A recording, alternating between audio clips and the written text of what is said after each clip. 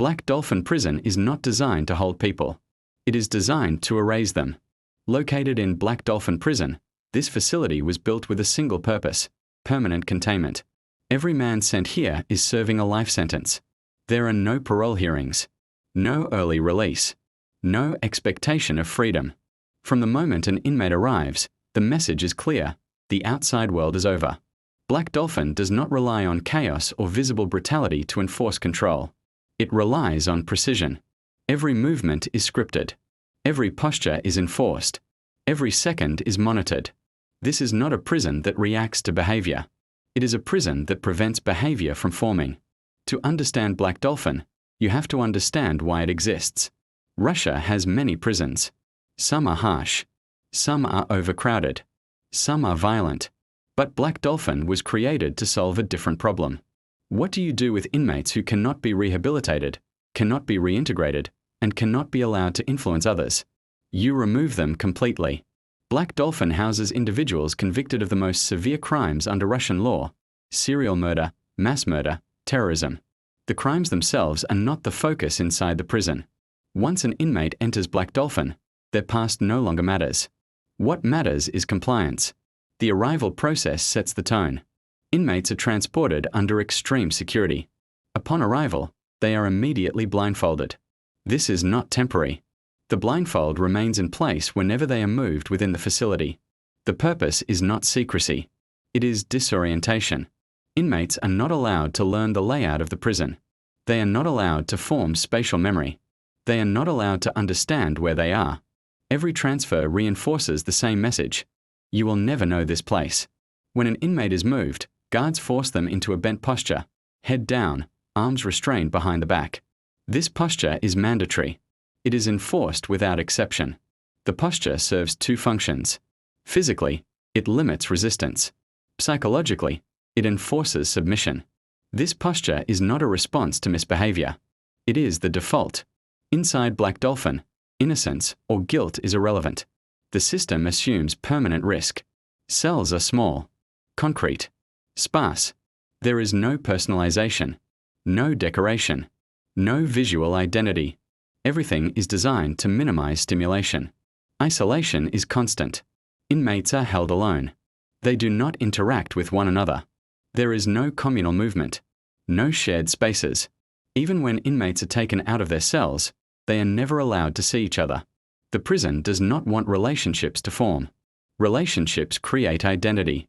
Identity creates resistance. Guards operate under strict protocols. Communication with inmates is minimal. Orders are short. Language is controlled. Tone is flat. There is no negotiation. Black Dolphin does not seek cooperation through incentives. It enforces compliance through inevitability. Routine exists, but it is rigid. Wake times, meals, exercise periods all follow a strict schedule. But even routine does not bring comfort. Exercise takes place in small, enclosed yards. The sky may be visible, but nothing else. This is intentional. Even nature is rationed. Surveillance is constant. Cameras monitor every cell, every movement. There are no blind spots. There is no privacy. Sleep is monitored. Posture is monitored. Silence is monitored. The absence of movement is as important as movement itself. This level of control has consequences. Over time, inmates experience sensory deprivation. Without variation, the mind begins to turn inward. Thoughts loop. Perception narrows. Black Dolphin does not need to break inmates with violence. The environment does the work. Psychologists describe this type of confinement as identity erosion. When choice is removed completely, decision-making weakens. When social interaction disappears, self-concept fades. Inmates are not encouraged to reflect on their crimes. They are not encouraged to improve. Rehabilitation is not a goal. Containment is the goal. This is where Black Dolphin differs fundamentally from Western supermax prisons. Facilities like ADX Florence isolate inmates to prevent violence and communication. Black Dolphin isolates inmates to prevent existence beyond the cell. It is a philosophical difference. Western supermax prisons aim to control behavior. Black Dolphin aims to control being. Guards are trained to maintain emotional distance. Familiarity is discouraged. Empathy is dangerous. The prison functions best when inmates feel invisible. Every system inside Black Dolphin reinforces this invisibility. Mail is limited. Visits are rare. When visits occur, they are strictly controlled and monitored. Physical contact is forbidden. Even voice contact is restrained. Time becomes abstract. Days blend together. Weeks lose distinction. Without external reference points, the mind struggles to mark progress. This is not accidental. Hope depends on time. Remove time, and hope weakens. Black Dolphin does not promise redemption. It promises stability. For the state, the prison represents certainty. Inmates sent here will never reoffend. They will never escape. They will never influence others. That certainty comes at a cost, not just to inmates, but to the concept of punishment itself. Is permanent psychological isolation punishment? Or is it something else? That question is rarely asked inside Black Dolphin. The system is not built for debate. It is built for permanence. What makes Black Dolphin particularly unsettling is not what happens there, but how efficiently it happens. There are no riots, no uprisings, no dramatic confrontations, because resistance requires connection. And Black Dolphin removes connection entirely. The prison operates quietly, predictably, relentlessly. From the outside, it appears controlled. From the inside, it feels endless. This is only the beginning of the story, because understanding Black Dolphin requires looking beyond its walls, at what happens to the human mind when control becomes total. That is where the next part goes. Daily life inside Black Dolphin Prison is built on repetition so strict that time itself begins to lose meaning. There is no variation, no anticipation, no relief. Every morning begins the same way. Lights activate. Guards issue commands in short, controlled phrases. Inmates respond immediately. Delay is not tolerated. Questioning does not exist. Inside the cell, everything is fixed. The bed is bolted to the floor. The table is fixed. The toilet is exposed. There is no privacy, not even an illusion of it. Cameras observe every angle, every posture, every movement. Inmates are expected to remain visible at all times. Standing too long. Sitting incorrectly. Lying down outside approved hours. All of it is noticed. Movement inside the cell is minimal by design. There is nowhere to go. No object to interact with. No distraction to engage. This absence is intentional. Without stimulation, the mind searches for patterns. When none exist, it turns inward. For many inmates, this is when the prison truly begins. Meals arrive through slots in the door. Food is basic, functional, and unremarkable. Eating is not a social act. It is not even a break. It is simply another task to complete.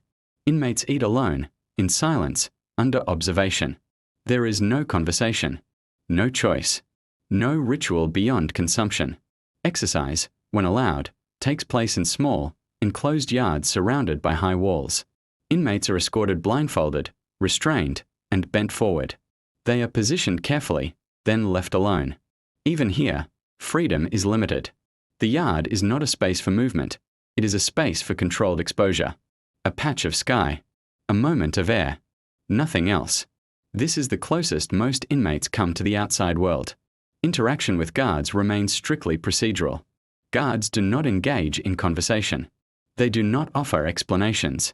They do not respond to emotion. This emotional distance is not cruelty. It is protocol.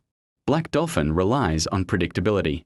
Guards behave the same way every time, regardless of the inmate. Emotion introduces uncertainty. Uncertainty weakens control. The system is designed so that no single guard becomes significant.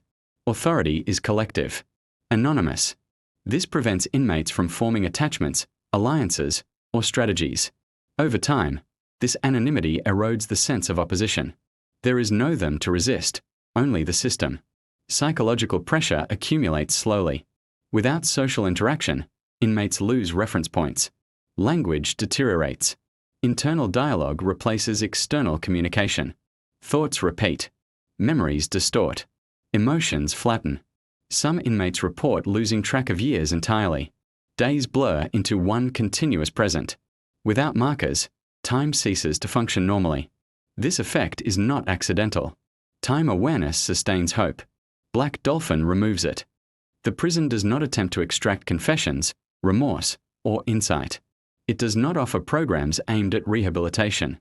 There is no narrative of change. The sentence is final. The environment reflects that finality. For the state, this removes uncertainty. There are no parole boards, no appeals influencing daily operation, no future decisions to prepare for. Everything is now. This clarity simplifies administration, but it deepens psychological strain. Without the possibility of progress, motivation collapses. Goals disappear. Effort becomes meaningless. The mind begins to shut down non-essential functions. This is often misinterpreted as calm. In reality, it is resignation. Inmates who arrive with resistance gradually lose it. Not because they are defeated physically, but because resistance requires imagination. Black Dolphin limits imagination. There are no books beyond approved material. No news. No information about the outside world. Reality shrinks to the dimensions of the cell. This narrowing has consequences. Memory fades. Identity fragments. Past and future lose coherence. Psychologists describe this state as institutional erosion, where the environment consumes the self.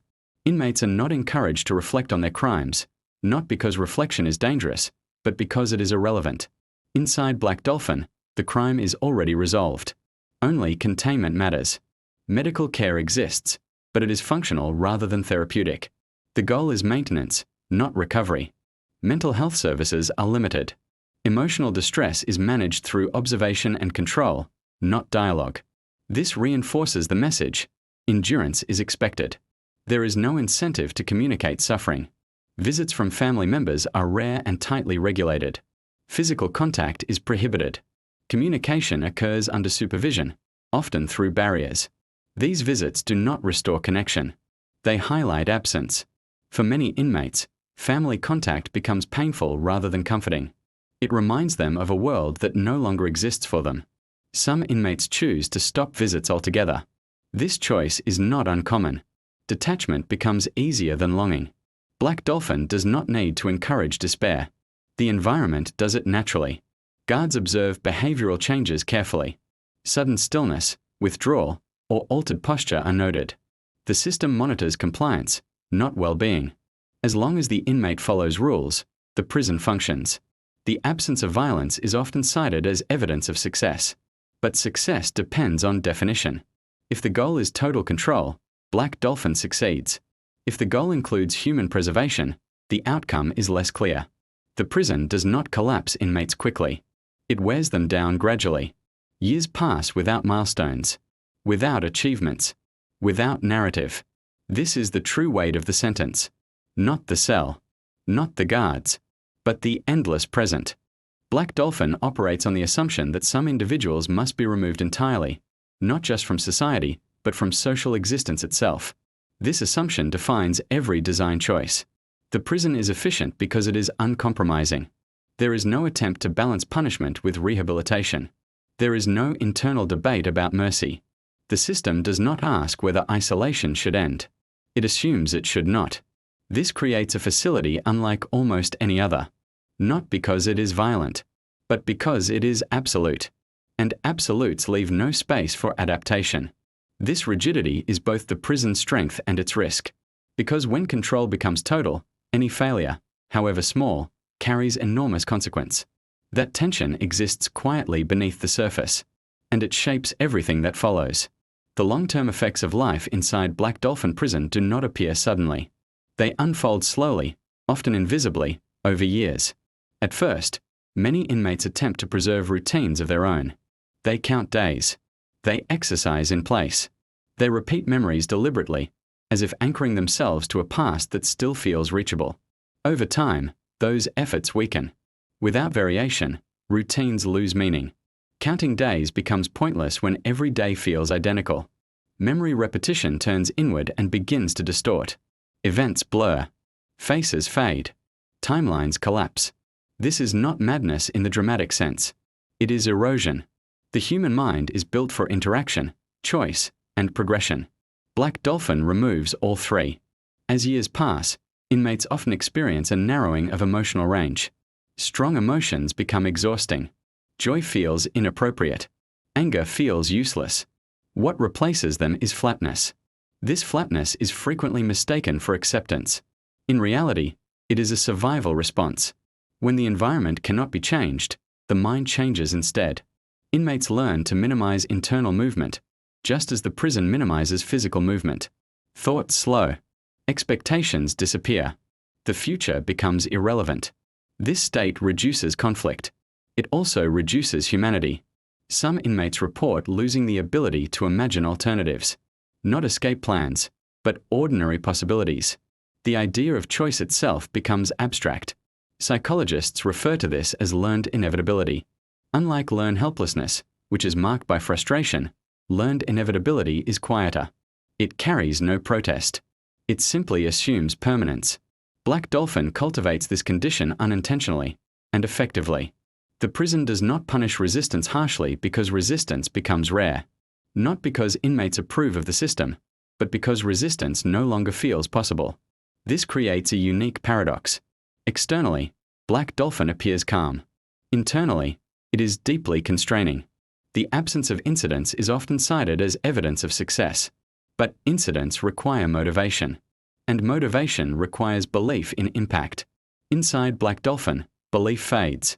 Guards notice this shift over time. New arrivals behave differently from long-term inmates. They ask questions. They hesitate. They test boundaries. Veteran inmates do not. They move automatically. They respond instantly. They no longer look around. Their world has shrunk to procedure. This transformation is gradual, but it is consistent. It reflects the prison's core philosophy: remove uncertainty, and behavior stabilizes.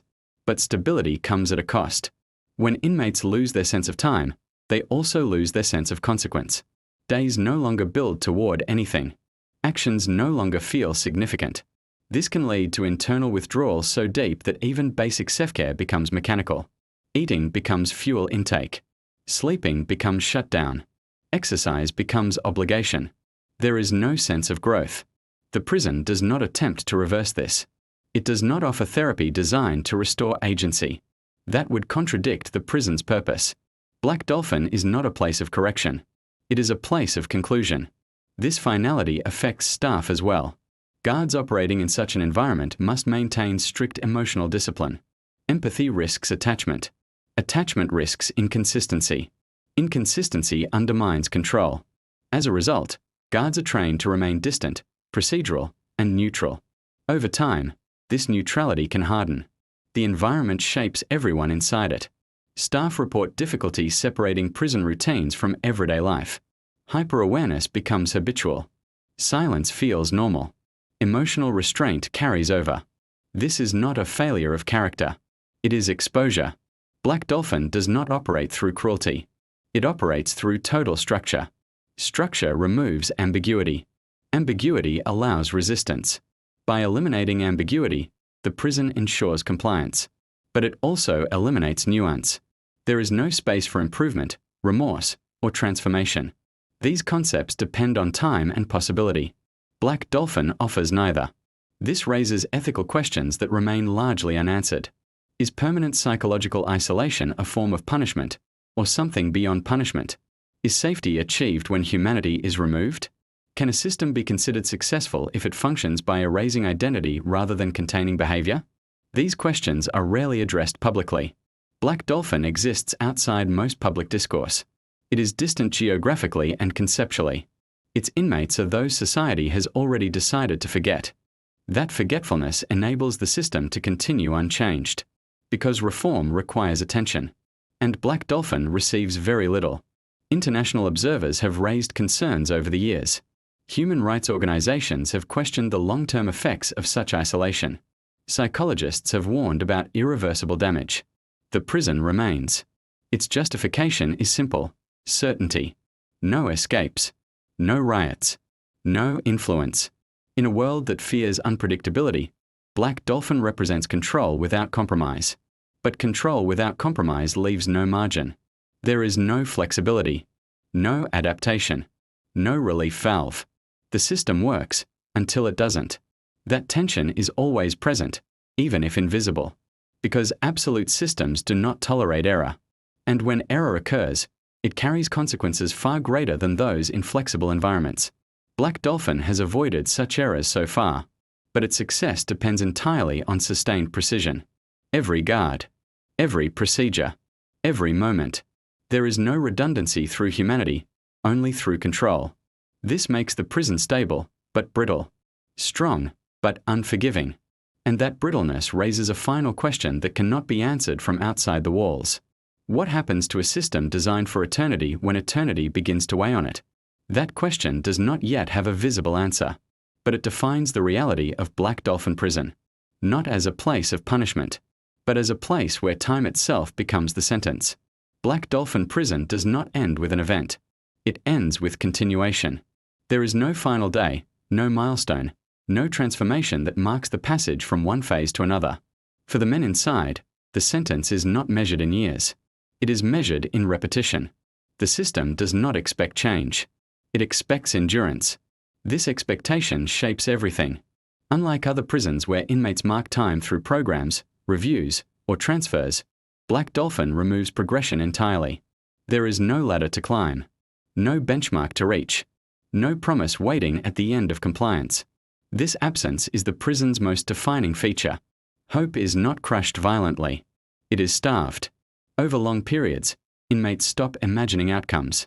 Not escape, not release, not even deterioration. They exist in a continuous present where nothing advances and nothing resolves. This creates a unique psychological condition. Time stops functioning as a narrative. Without narrative, identity weakens. People understand themselves through stories, where they came from, where they are going, what they are becoming. Black Dolphin interrupts that process completely. There is no becoming, only remaining. This is why Black Dolphin is often described not as a prison, but as a destination. Once sent there, an inmate is no longer part of the criminal justice system's future. They are removed from its timeline. The outside world moves on without them. Technology advances. Cities change. Generations pass. Inside Black Dolphin, none of this registers. The prison does not allow news consumption beyond controlled limits. Information is not necessary for compliance. In fact, it is counterproductive. Awareness creates longing. Longing creates instability. So awareness is limited. As a result, inmates slowly lose relevance to the world outside, and the world outside loses relevance to them. This mutual disappearance is the prison's quiet conclusion. From the state's perspective, Black Dolphin is efficient. There are no escape attempts, no internal hierarchies, no criminal networks forming inside. The prison succeeds because it denies inmates the tools required to organize: communication, familiarity, trust, and time awareness. Every threat vector is removed. This success reinforces the model.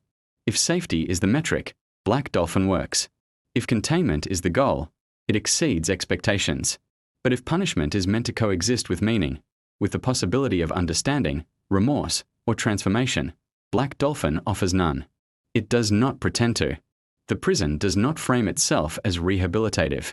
It does not claim moral instruction. It exists to neutralize. This honesty is unsettling.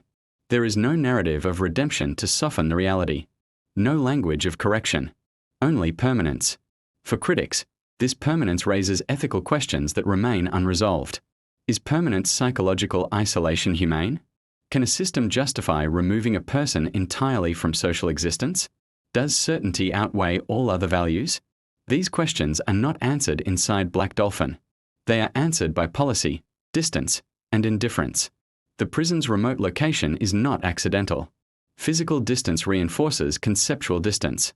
It keeps the institution out of daily consciousness. Most people will never see Black Dolphin.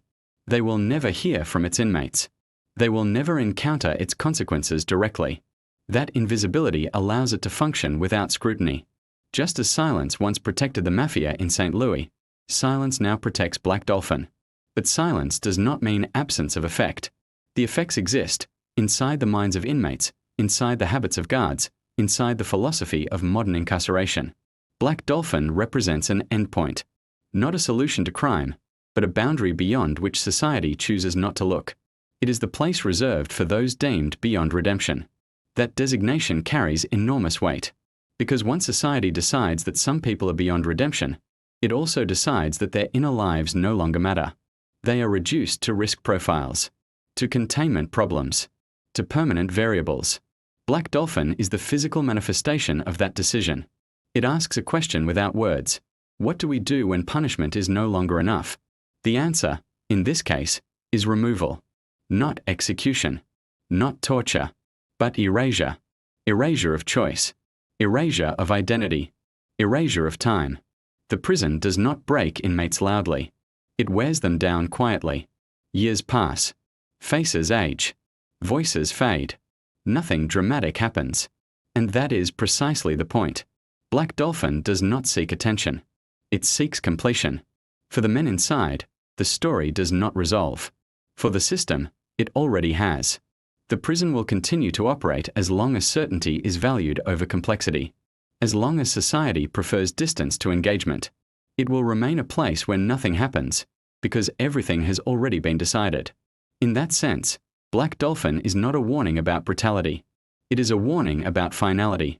About what happens when a system stops asking questions. Because when questions disappear, so does accountability. And when accountability disappears, control becomes absolute. That is what Black Dolphin represents. Not the worst prison in the world, but the most complete one. A place where the sentence is not life. The sentence is time itself, stripped of meaning. And once meaning is gone, nothing else needs to be taken.